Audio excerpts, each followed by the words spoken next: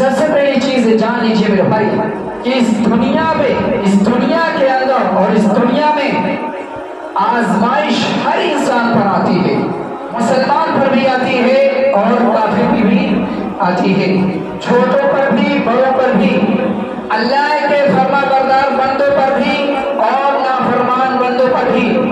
مردوں پر بھی عورتوں پر بھی، اور آزمائش مختلف طریقوں سے آتی ہے۔ بعض آزمائش کا تعلق انسان کے جسم سے ہوتا ہے اور بعض آزمائش کا تعلق انسان کے اہل خانہ سے ہوتا ہے، جیسے بیوی بد زبان ہو، بد اخلاق ہو، الغرض کسی نہ کسی طرح سے اور کوئی نہ کوئی آزمائش انسان پر آتی رہتی ہے، لیکن کامیاب ہو انسان جو ان تمام آزمائشوں پر، جو ان تمام مصیبتوں پر، جو اللہ رب العالمین کی نازل کردہ ان تمام آزمائشوں اور مصیبتوں پر صبر کرتا ہے اور اللہ رب العالمین کی تقدیر پر راضی رہتا ہے، صبر و تحمل کا مظاہرہ کرتا ہے، وہی انسان در حقیقت کامیاب ہے۔ اور اللہ رب العالمین ایسے انسان کے بارے میں قرآن کریم کے اندر ارشاد فرماتا ہے وَبَشِّرِ الصَّابِرِينَ الَّذِينَ إِذَا أَصَابَتْهُم مُّصِيبَةٌ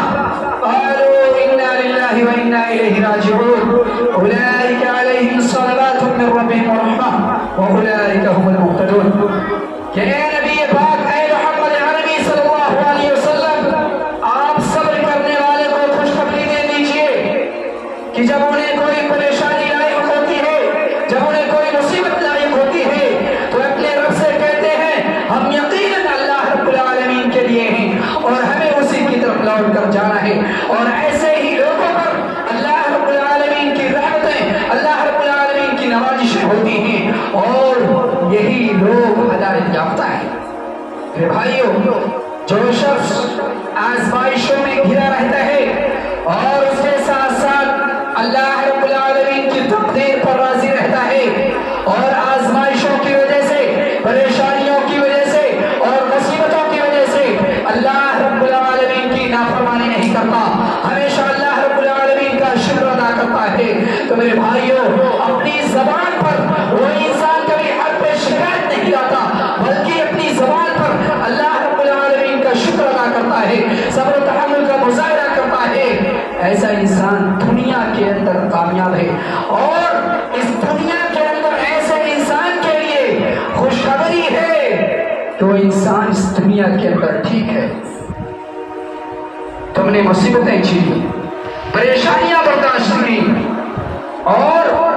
آپ کا خاتمہ ایمان پر ہوا، لیکن اب مرنے کے بعد، اس دنیا سے رخصت ہونے کے بعد، اس دنیا سے جانے کے بعد جو اللہ رب العالمین کی طرف سے تمہارے اوپر رحمتیں ہوں گی، جو نوازشیں ہوں گی، اس کا آپ اندازہ نہیں کر سکتے میرے بھائیوں۔ لیکن آج اس دنیا کے اندر، اس معاشرے کے اندر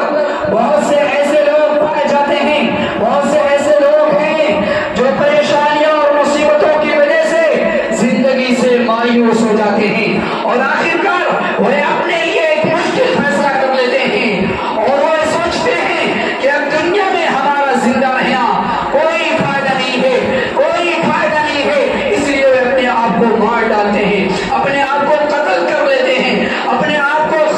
کا خاتمہ کر لیتے ہیں اس دنیا سے، اور یہ فیصلہ ان کے لیے تباہی و بربادی کا سبب بن جاتا ہے۔ یہ فیصلہ ان کے لیے تباہی و بربادی کا سبب بن جاتا ہے، وہ اس دنیا سے اپنے آپ کا خاتمہ تو کر لیتے ہیں، لیکن آخرت میں اللہ رب العالمین نے ان کے لیے جو عذاب تیار کر رکھا ہے، جو دردناک عذاب تیار کر رکھا ہے، اس کا تصور بھی نہیں کیا جا سکتا میرے بھائی کو۔ اس مصیبت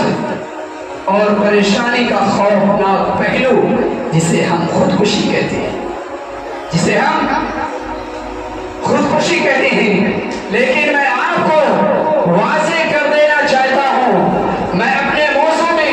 آگے بڑھنے سے پہلے آپ لوگوں کو بتانا چاہتا ہوں کہ میرے بھائیوں، صرف ہم انسان نہیں بلکہ نبیوں اور رسولوں پر بھی مصیبتیں آئیں، نبیوں اور رسولوں پر بھی بیماریاں نازل ہوئیں، لیکن کسی نے بھی کوئی ایسا راستہ اختیار نہیں کیا جو شریعت اسلامیہ سے ہٹ کر ہو. کسی نے بھی ایسا راستہ اختیار نہیں کیا. صرف ہم انسانوں پر نہیں، آج اگر انسانوں پر 1 مہینے کے لیے، 15 دن کے لیے، 20 دن کے لیے مصیبت نازل ہو جائے، پریشانی میں مبتلا ہو جائے، تو ایسا انسان اس دنیا کے اندر ایسے لوگ بھی پائے جاتے ہیں جو اللہ رب العالمین پر تہمت لگاتے ہیں، جو اللہ رب العالمین پر انگلی اٹھاتے ہیں کہ اللہ رب العالمین ساری دنیا کی بیماری، ساری دنیا کی پریشانی، ساری دنیا کی مصیبت صرف ہمارے گھروں میں نازل کرتا ہے، صرف ہمارے گھروں میں نازل کیوں کرتا ہے؟ ایسا انسان تہمت لگاتا ہے، ایسا انسان اللہ رب العالمین پر انگلی اٹھاتا ہے. میں آپ سے کہنا چاہتا ہوں میرے بھائی، صرف ہم انسان نہیں بلکہ نبیوں اور رسولوں پر بھی مصیبتیں آئیں، پریشانیاں آئیں اور ان پر بھی بیماریاں نازل ہوئیں. اگر ہم قرآن کریم کی اس آیت کو دیکھیں گے، اگر ہم قرآن کریم کی اس آیت کو دیکھیں گے جس میں اللہ رب العالمین نے کہا وَأَيُّوبَ إِذْ نَادَىٰ رَبَّهُ وَأَنِّي مَسَّنِيَ الضُّرُّ وَأَنْتَ أَرْحَمُ الرَّاحِمِينَ، اگر ہم اس آیت کو دیکھیں گے، اس آیت کو دیکھنے کے بعد جب ہم اس کی تفسیر دیکھیں گے تو اس کی تفسیر میں قرآن مجید کے انداز بیان سے یہ معلوم ہوتا ہے کہ اللہ رب العالمین نے حضرت ایوب علیہ السلام کو بہت ساری مال و دولت سے نوازا تھا، اعلی اولاد سے نوازا تھا، لیکن اللہ رب العالمین نے انہیں آزمانے کے لیے، ان کے امتحان لینے کے لیے اللہ رب العالمین ان کی تمام مال و دولت کو چھین لیتا ہے، انہیں ایسی مصیبت پہ نازل کرتا ہے، ایسا امتحان لیتا ہے کہ آپ سوچ بھی نہیں سکتے. میرے بھائیو ذرا غور سے سننا، اللہ رب العالمین ان کا امتحان لینے کے لیے تمام مال و دولت کو، تمام مال اولاد کو، تمام سمپتی کو اللہ رب العالمین چھین لیتا ہے اور حضرت ایوب علیہ السلام کو ایک ایسی بیماری میں مبتلا کر دیتا ہے کہ ان کے جسم میں ایک زخم لگ جاتا ہے اور وہ زخم اتنا خطرناک ہوتا ہے کہ ان کا زخم سڑ جاتا ہے، ان کے زخم سے پیپ لہو بہنے لگتے ہیں، ان کے زخم کے اندر کیڑے پڑ جاتے ہیں، یہاں تک کہ میرے بھائیوں ان کے ایوب علیہ السلام کے زخم سے لوگ دور بھاگنے لگتے ہیں، دور بھاگنے لگتے ہیں، ایوب علیہ السلام کے اس زخم سے، اس بدبو سے دور بھاگنے لگتے ہیں، یہاں تک کہ ان کی بیوی ان سے گھن کرنے لگتی ہے، پڑوس کے لوگ، قریے کے لوگ، گاؤں کے لوگ ان سے گھن کرنے لگتے ہیں، دور بھاگنے لگتے ہیں. لیکن یہاں سوال یہ پیدا ہوتا ہے کیا حضرت ایوب علیہ السلام اپنے آپ کو ختم کر لیا؟ کیا ایوب علیہ السلام سولی پر چڑھ گئے؟ کیا ایوب علیہ السلام اللہ رب العالمین کے دربار کو چھوڑ کر کسی غیر کے در پر جا کر سوال کیے؟ نہیں میرے بھائی، تقریباً ایوب علیہ السلام اس بیماری کے اندر، اس مصیبت کے اندر 18 سال تک مبتلا رہے. میرے بھائیو ذرا دیکھو، 18 سال تک اس بیماری میں مبتلا رہے، لیکن ایوب علیہ السلام نے کبھی کوئی ایسا قدم نہیں اٹھایا جو شریعت کے خلاف ہو، جو دین کے خلاف ہو، جو اللہ اور اس کے رسول کے بتائے طریقے کے خلاف ہو. نہیں میرے بھائیو، بلکہ ایوب علیہ السلام ان تمام مصیبتوں پر صبر کیا، ان تمام امتحان میں صبر کیا اور پھر اللہ رب العالمین سے دعا کی، اور اللہ رب العالمین ایوب علیہ السلام کیا نقشہ یوں کھینچا ہے وَأَيُّوبَ إِذْ نَادَىٰ رَبَّهُ وَأَنِّي مَسَّنِيَ الضُّرُّ وَأَنْتَ أَرْحَمُ الرَّاحِمِينَ. کہ یاد کرو ایوب علیہ السلام کی اس حالت کو کہ جب حضرت ایوب علیہ السلام کو بیماری لگ گئی تو ایوب علیہ السلام نے کہا اے میرے رب مجھے بڑا بیماری لگ گئی ہے اور تو رحم کرنے والوں سے زیادہ رحم کرنے والا ہے. تو ایوب علیہ السلام کی اس ندا کو، ایوب علیہ السلام کی اس پکار کو اللہ رب العالمین اپنی بارگاہ میں قبول کرتا ہے اور پہلے سے زیادہ اللہ رب العالمین ایوب علیہ السلام کو مال و دولت سے نوازتا ہے، نوازتا ہے، انہیں دیتا ہے، عطا کرتا ہے، پہلے سے زیادہ اللہ رب العالمین مال و دولت سے، آل اولاد سے اور سمپتیوں سے اللہ رب العالمین نوازتا ہے. یہ تھا میرے بھائی ہمارے نبیوں اور رسولوں کا کردار. آئیے ہمارے آخری نبی حضرت محمد عربی صلی اللہ علیہ وسلم جو تمام نبیوں میں افضل، جو تمام رسولوں میں برتر ہے، اعلیٰ ہے، ان کی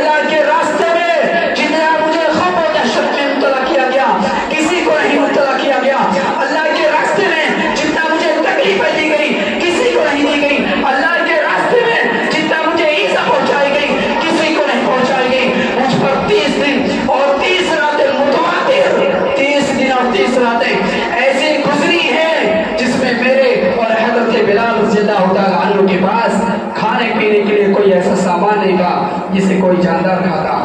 سوائے ان چیزوں کے جسے حضرت بلال رضی اللہ تعالیٰ عنہ اپنے بغل میں چھپائے رکھتے تھے. اور ظاہر سی بات ہے میرے بھائی کہ بغل میں چھپانے والی چیز، بغل میں رکھنے والی چیز بہت ہی معمولی اور تھوڑی ہو سکتی ہے. ذرا دیکھو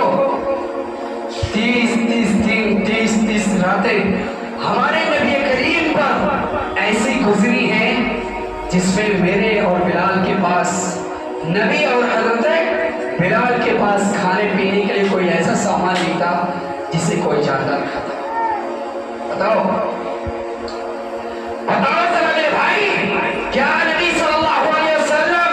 سولی پر چڑھ گئے؟ کیا نبی کریم صلی اللہ علیہ وسلم ان تمام مصیبتوں سے گھبرا کر اپنے آپ کو مار لیا؟ کیا نبی کریم صلی اللہ علیہ وسلم ان تمام مصیبتوں سے گھبرا کر اپنے آپ کو قتل کر لیا؟ نہیں، بلکہ اللہ رب العالمین کے اس دین کو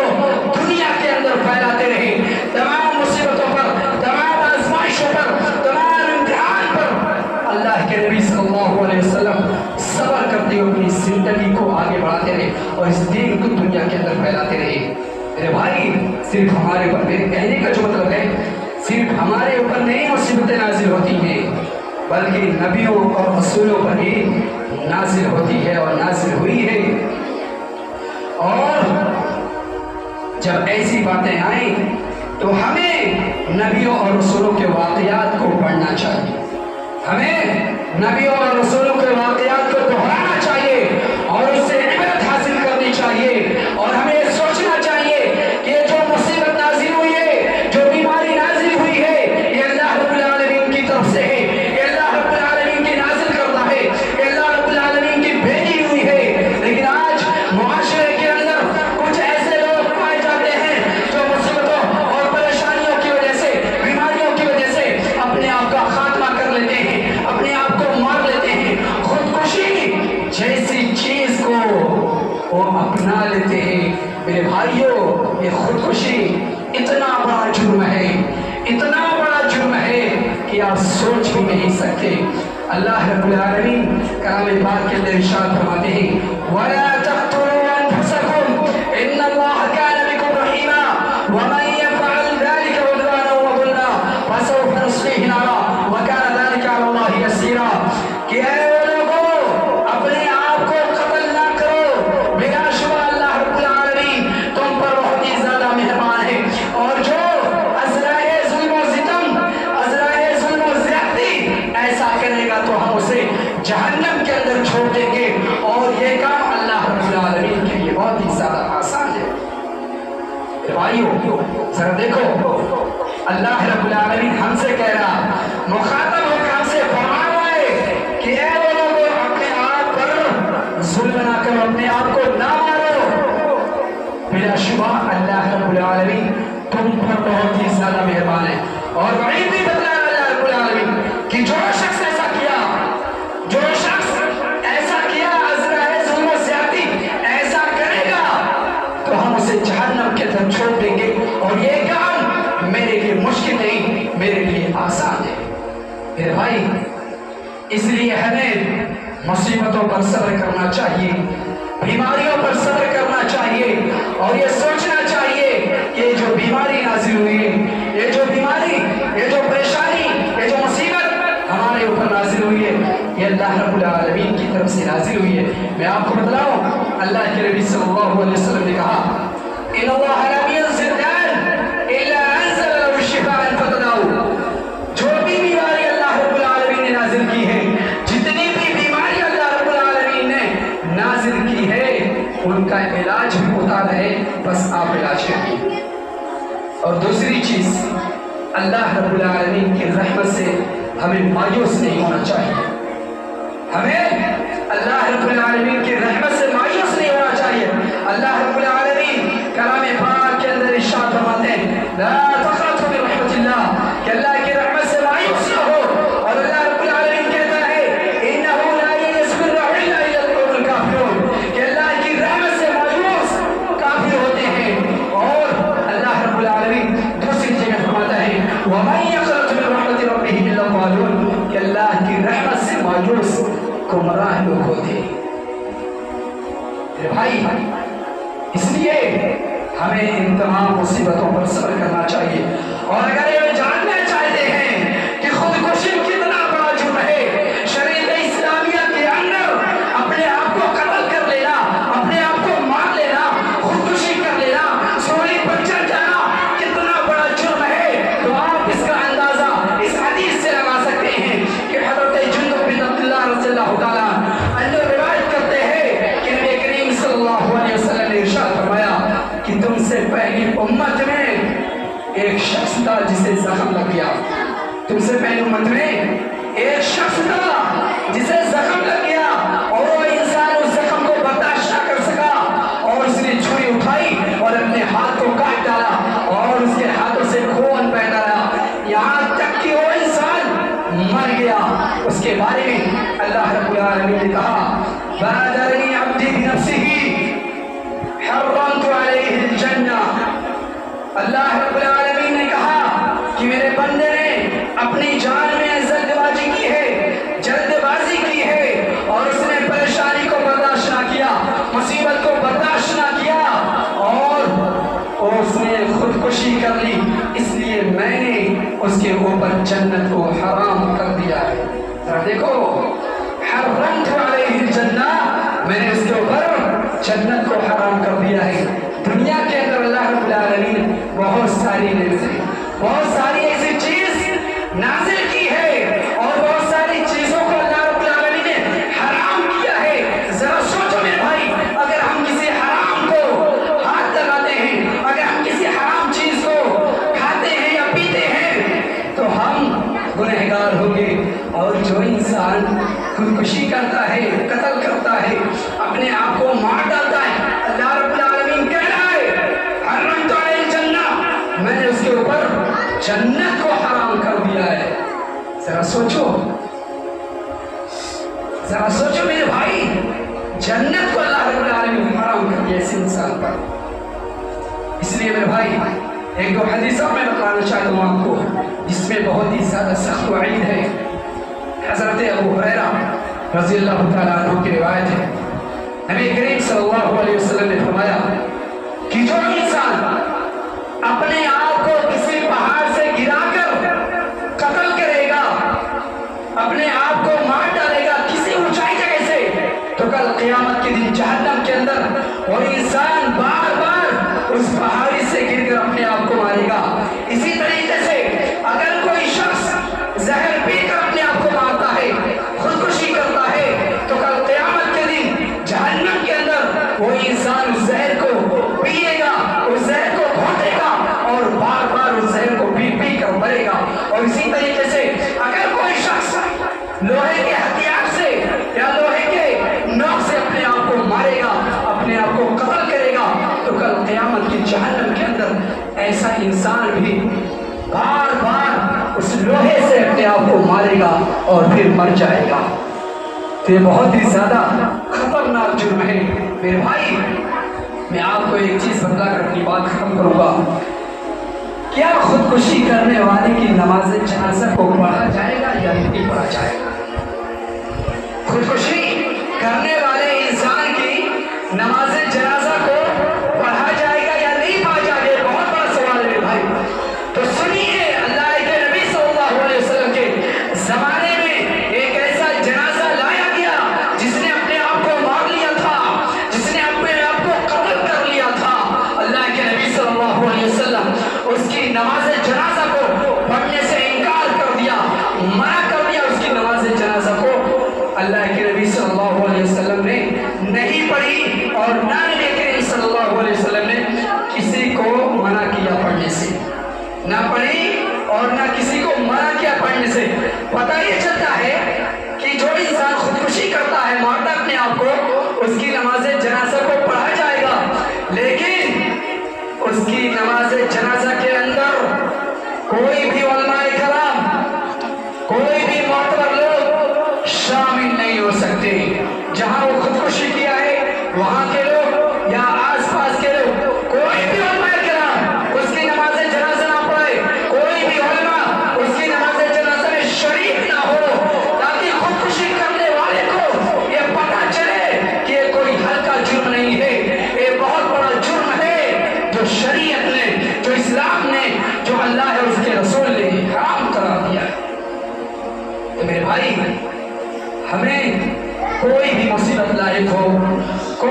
परेशानी लायक हो, कोई भी बीमारी अल्लाह रब्बुल आलमीन हमारे ऊपर नाजिल करे, तो हमें कभी भी ऐसा खतरनाक जुर्म नहीं करना चाहिए जिसे शरीयत ने हराम करार दिया है, जिसे अल्लाह और उसके रसूल ने हराम करार दिया है। और हमें तमाम मुसीबतों पर, तमाम परेशानियों पर, तमाम आजमाइशों पर हमें सब्र करना चाहिए और हमें सोचना चाहिए कि ये जो भी परेशानी है, जो भी बीमारी है, ये सब अल्लाह रब्बुल आलमीन की तरफ से है। और इंशाअल्लाह ताला अल्लाह रब्बुल आलमीन ही है जो हमारी इस मुसीबत को, इस परेशानी को, इस आजमाइश को दूर करेगा। अल्लाह रब्बुल आलमीन से दुआ करता हूँ कि बार हम तमाम मुसलमानों को पहले सुनने से ज़्यादा इस पर अमल करने की तौफीक अता फरमाए।